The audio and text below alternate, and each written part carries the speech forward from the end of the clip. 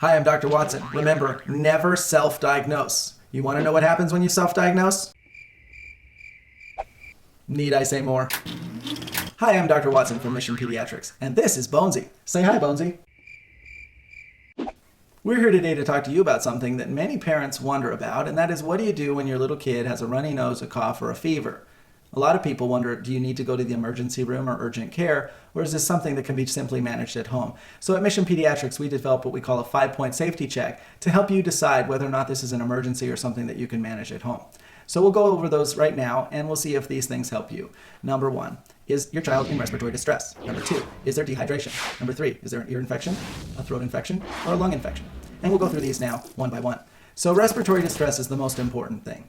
If your child is in respiratory distress, this is an emergency and something that needs to be seen immediately. Whether it's done through ER, urgent care, or your doctor, it is something that must be addressed. And how would you know if your child is in respiratory distress?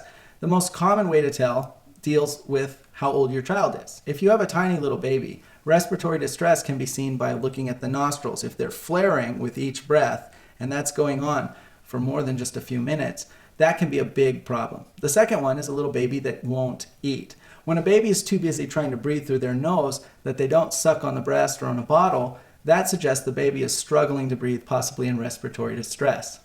And the next thing is called retractions. Now, retractions can be seen in little babies or bigger kids. Retractions are when you look at the chest.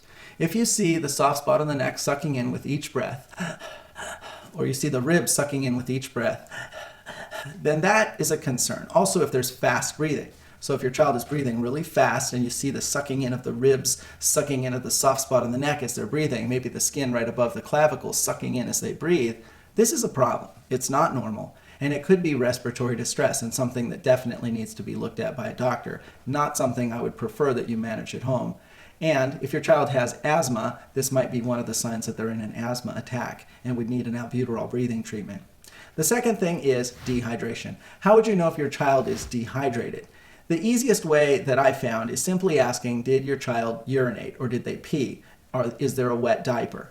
If 24 hours go by and there is not a single wet diaper or there is no urine, it is very likely your child is dehydrated. That's a problem, and that's something that needs to be looked at and addressed, possibly needing IV fluid depending on the child. For a little baby under a year old, we actually drop this down to 12 hours, and there's no special rule about this. I just find that a baby under a year old, 12 hours is a very long time not to urinate. So respiratory distress and dehydration are the two biggies, the ones that we're pretty concerned about.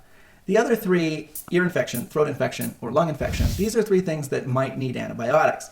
As you probably know, most virus infections that cause a common cold do not need antibiotics. But if there's an ear infection or a throat infection or a lung infection like pneumonia, antibiotics are often required and need to be used. So for an ear infection, how would you know if your child has an ear infection? Well, typically your kid will tell you, my ear hurts. Or they'll point at their ear, they'll dig at their ear, or they'll tug at their ear if they're a little younger. Little tiny babies will even bat at their ear with their hand. And so if you have a little baby who's crying all night long and they have a fever and they've had a cold for a few days, this sounds and looks like an ear infection to me, and it's the kind of thing that probably needs to get looked at by your doctor. If there is a throat infection, realize that strep throat, for example, the most common cause of bacterial throat infections that need antibiotics, strep throat usually never has someone coughing. So if you have somebody who's got a fever and a runny nose and a cough and their throat hurts, it's very unlikely to be strep throat. But a doctor can look at the throat and tell by the way that it looks, and also a little bit about the history, to determine if this is truly an infection that needs an antibiotic. And often, if a doctor is going to make the decision to treat a throat infection with an antibiotic, please make sure the doctor does what's called a throat culture, where they put a little cotton swab in the mouth and tests the throat to see if there's a true infection. A lot of times you'll find that some clinics and some facilities, healthcare facilities, will actually give a diagnosis of strep throat, give an antibiotic, and they never do a throat culture, which is really not the best way to do things, something I really encourage you to insist upon if there's going to be that diagnosis with your child. The last one is pneumonia. Usually when you listen to the lungs of a child with a stethoscope, you can actually tell as a doctor if there's a pneumonia. A lot of parents will worry because they'll put their hand on their child's chest and it'll rattle or vibrate and they'll think there's a pneumonia, and the doctor can usually tell you if it's just phlegm in the throat or if it's down deeper in the lungs. And when a child gets pneumonia, it does not mean that other people are going to catch pneumonia like it's contagious. It's usually from the phlegm in the lungs that just stayed there too long and it built up and it created an infection that was with a bacteria that just from the phlegm that didn't move very long or very quickly. So those are the 5 points that we look at as doctors. We call the 5-point safety check. I hope that helps you in terms of the kinds of things that we look for. And if your doctor does a 5-point safety check and doesn't see any problems in those areas, usually we just use supportive measures, which is something we'll talk about in another video. This video is intended to give you informative educational information. It is not intended for you to self-treat or self-diagnose yourself or your family.